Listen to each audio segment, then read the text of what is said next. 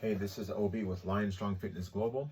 And guys, in this video, we're going to talk about, or I guess discuss why you shouldn't equate the more you sweat to you actually getting more work in, you getting more work done.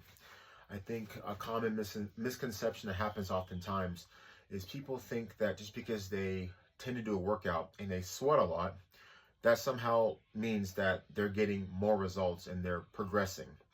Guys, I hate to break it to you, but sweating has more to do with a number of factors. Well, number one, the environment that you're working out in can be hot and not as cool. That's one. Number two, guys, genetically, some people are more predisposed to sweating than others.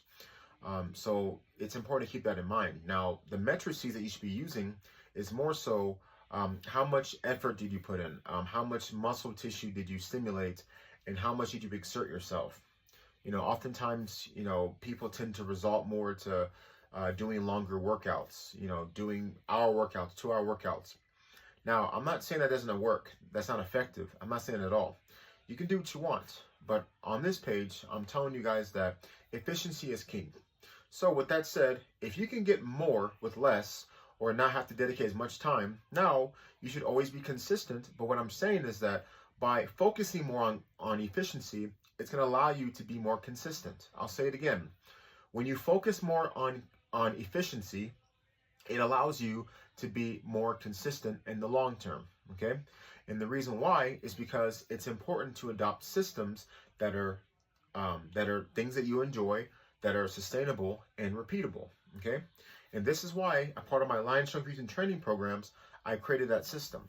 So guys, one thing people oftentimes will also do that I never understood, people would intentionally work out in environments that aren't the most advantageous when it comes to helping you give that max effort. Now, what do I mean? So, as someone like myself who trains lots of people, and especially clients that I would actually train in person, I would always suggest that we don't work out in hot weather. Now, if you have to, because you're playing a sport or you're involved in an activity that requires you to be outside in really hot weather, that's one thing. But if you can have the choice to be in a nice air-conditioned environment versus being in a really hot environment, I would go with an air-conditioned environment. This is why.